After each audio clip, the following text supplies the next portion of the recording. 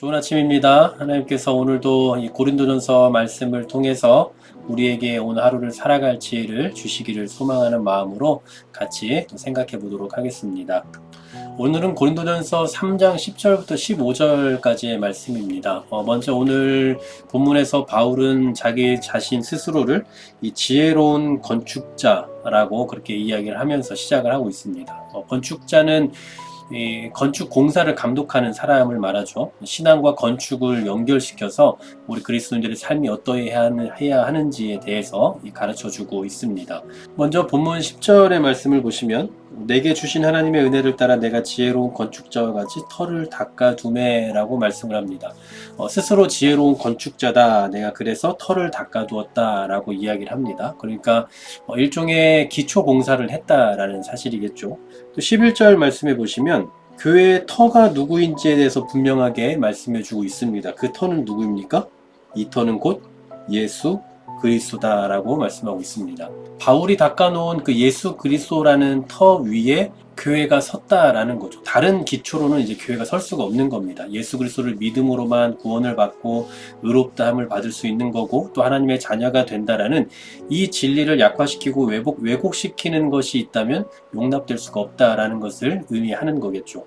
요즘 들어서 이제 요즘뿐만 아니라 이미 오래 전부터겠지만 이 터를 흔들려고 하는 이론들이 상당히 많이 나타나고 있음을 보게 됩니다. 예를 들면 종교다원주의와 같은 거죠. 다른 종교에도 구원의 가능성이 있다라는 이론. 인간의 계획과 인간의 공로에 자꾸 근거를 두려고 하는 것은 교회의 터를 흔들려고 하는 그런 생각이라고밖에 볼 수가 없습니다. 그래서 교회는 이 터를 잘 닦아두어야 되는 거죠. 예수님께서 비유로 말씀하신 것처럼 모래 위에 집을 지으면 아무리 좋은 건물도 쉽게 무너질 수밖에 없습니다. 반석 위에 집을 지어야 무너지지 않는 법이죠. 그런 관점에서 사람들의 신앙이 무너지는 이유가 뭐냐라고 한다면 아마도 예수 그리스도가 터가 아니기 때문이 아닐까라는 생각을 해봅니다. 그런데 이제 이 터를 넘어서 이제 어떤 재료를 가지고 또 세우느냐 하는 것도 오늘 본문에서는 하나의 문제로 다루고 있죠. 12절 말씀해 보시면 이 터 위에 세우면, 자, 이 터는 뭡니까? 방금 위에서 말씀했던 예수 그리스도잖아요. 이 예수 그리스도라는 그 터 위에 세우는 문제를 다루고 있는데, 다시 한번 10절로 가보시면요. 각각 어떻게 그 위에 세울까를 조심하라 라고 말씀을 합니다. 각각이라는 건 개인적인 책임이 있다는 걸 거고요. 건축 재료가 각각 다를 것이다 라는 것을 의미하기도 합니다. 예수 그리스도라는 터 위에 세워도 그 건축 재료가 다 다를 수 있다라는 뜻이죠. 그러면서 이제 재료를 언급해주고 있는데요. 12절 말씀해 보니까 두 가지로 나옵니다. 하나는 금이나 은이나 보석이고 또 하나는 나무나 풀이나 짚이라고 이야기하고 있죠. 자, 이것을 나누는 것은요, 얼마나 비싼 거냐, 좋은 거냐, 고급진 거냐 이런 것이 아니라 13절 말씀해 보면 이제 불이 나오잖아요. 불로 나타나고 또 그날의 공적이 밝히는데 그 불이 어떤 것을 시험한다라고 말씀하는 걸로 볼 때 타는 것이냐 타지 않는 것이냐의 차이에 있는 겁니다.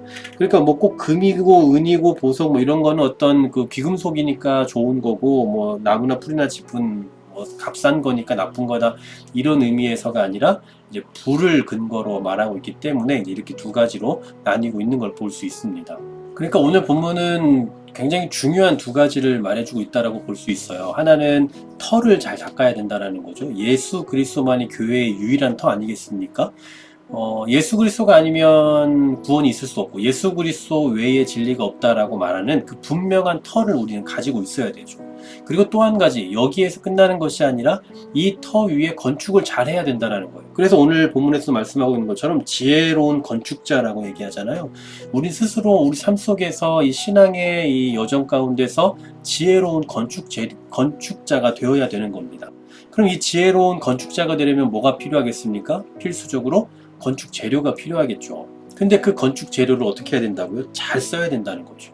우리에게는 아직 최후의 심판대가 있기 때문입니다. 하나님의 심판대, 그리스도의 심판대가 아직 우리 앞에 남아있기 때문에 그때의 하나님 앞에서 이게 상어로 남을 것인지 아니면 다 타버리고 없어질 것인지 우린 중요하게 생각을 해야 된다는 사실이죠. 저는 오늘 본문에서 좀 적용점을 찾고 싶었던 건 뭐냐면요. 열매를 맺는 삶이에요.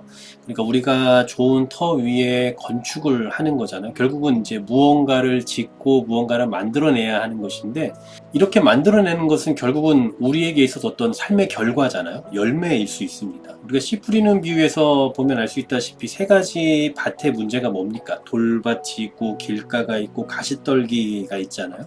문제는 씨가 없다라는 것이 아니고 씨가 자라서 열매를 맺어야 되는데 열매가 없다라는 거거든요. 그러니까 하나님께서는 결국 열매를 원하고 계신다라는 거예요. 하나님께서 원하시는 열매, 하나님께서 기뻐하시는 그 열매. 만일 하나님께서 원하시는 열매가 아니라면 그것은 오늘 본문의 표현에 의하면 나무와 풀, 집, 뭐 이런 것에 불과한 것입니다. 그래서 이것을 우리는 잘 생각해야 되는 것이고요. 또 우리가 신앙생활을 하면서 신앙인으로서 세상을 살아가면서도 또 교회 안에서, 가정에서, 우리의 직장에서, 우리의 모든 생업 가운데서 이러한 어떤 열매를 맺는 삶, 내가 신앙인으로서 살아가는 나의 삶을 통해서 내 주변에서, 내 가정에서, 또 직장에서 나타나는 그 열매가 어떤 것인지를 우리는 또 생각해 볼 필요가 있는 거죠. 우린 예수 그리스도라는 복음의 터 위에 살아가고 있는 존재입니다. 그렇다면 이 터 위에서 이제 어떠한 결과물들을 맺으면서 살아갈 것인지, 어떠한 열매를 맺으며 살아갈 것인지, 그리고 실제로 우리 주변에서 나로 인해서 어떠한 열매들이 맺혀지고 있는지를 좀 고민해보는 이 아침이 되었으면 좋겠습니다. 오늘도 하나님께서 기뻐하시는 열매, 하나님께서 원하시는 열매, 또 성경적인 이 복음을 기초로 하는 그런 귀중한 열매들이 여러분의 삶의 터전에 나타나기를 주님의 이름으로 간절히 소망합니다. 하나님 감사합니다. 우리가 예수 그리스도라는 터의 자리를 잡았습니다. 하지만 이제 우리가 열매를 나타내야 하는 그런 시점에 서 있음을 보게 됩니다. 이제 하나님께서 원하시는 열매, 하나님께서 기뻐하시는 열매를 맺을 줄 아는 참 신앙인이 되었으면 좋겠습니다. 오늘도 우리가 살아가는 그 삶의 자리에서 이 귀중한 열매 맺는 삶을 살아가는 우리 모두가 되게 하여 주시옵소서. 예수 그리스도의 이름으로 기도하옵나이다. 아멘.